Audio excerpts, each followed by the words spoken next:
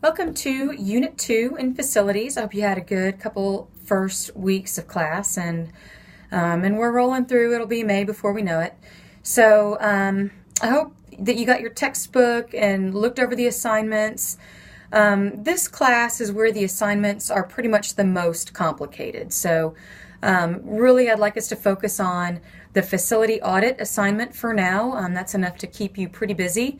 And that's one where I would also like to really focus on getting some quality products on that one. That's an important thing for you to be able to do going forward in your career. You'll probably revisit a similar idea in your career. So this week we are looking at a few different aspects of facility design. One of the big ones is how the Americans with Disabilities Acts affect sport facilities. So in sports, there are one of two roles you can take. You can either be a consumer or spectator, or you can be a participant. And most of us enjoy doing multiple roles. We're both of those. That's why we love sports. And fortunately, the ADA ensures that both types of sport users can use and enjoy sports. And this entails a lot of different aspects of a facility. So, for example, if you're a spectator in sports, the ADA ensures things like seating areas, doorways, steps, and restrooms are usable so that you can even just access sport as a spectator. And then if you're a participant in sports, the ADA ensures things like flooring surfaces or pool entry methods or fitness equipment are inclusive and accommodating so that a wide variety of users can be participants. The ADA is one of the categories in your facility design checklists that you'll be doing. So, and that's a good thing. The ADA is a great thing in sports because it ensures inclusive and universal participation. We use sports for the good of society, for our own health, to enhance education, to make us happy. And the ADA helps to ensure that sports aren't only for the rich or elite or beautiful or super elite athletes among us. So that's why the ADA is a good thing, because we all deserve to participate in sports.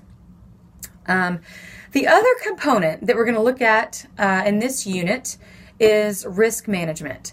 And in sports and recreation, we have a concept called inherent risk. That means that there's just a lot of risk in sport itself. A lot of the activities that we do in sport come with a certain amount of risk. And if we made it totally risk-free, then the activity would cease to exist.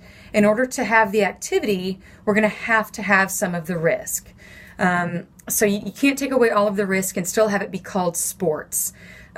Sports are full of risk, they just are. But what we are responsible for as sport managers is to manage that risk. And there are three main ways that we manage this risk, and that's what we're going to talk about in this unit.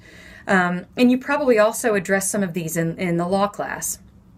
But first of all, we inform participants as much as possible of known risks.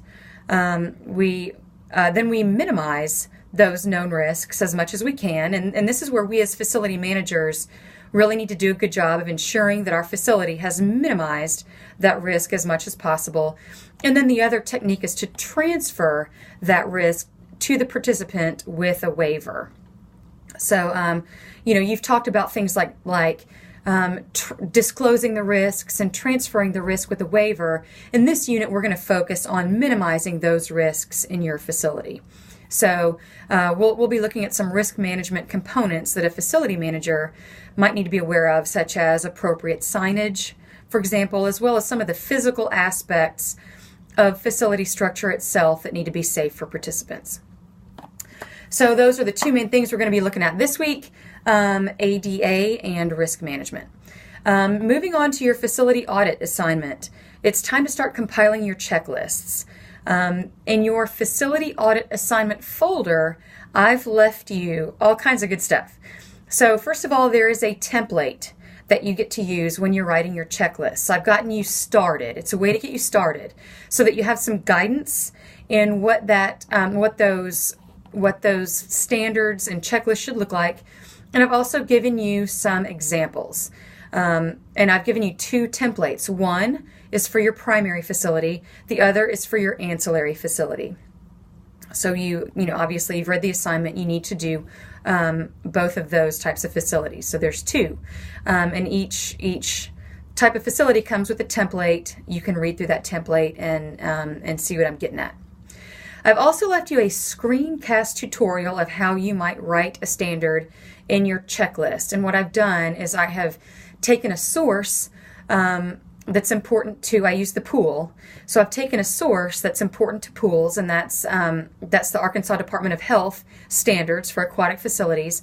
And I have found some facility requirements in that document, and I'm showing you how I'm taking you through that document and then transferring some of those requirements over to a checklist so that you can kind of see where a standard might come from, how I word it when transferring over to a checklist, and what that process looks like. So you're going to be doing the same thing with the various sources that you use in whatever facility you choose. And so speaking of those sources, the assignment instructions come with a long list of sources that you can find standards in. Some are available to you online. Some are available in hard copy at the library. So I've put a lot of my own books and sources in 2-hour checkout at the library, so you can just go and sit there, flip through them, and then copy over checklists or standards that are applicable to your own facilities.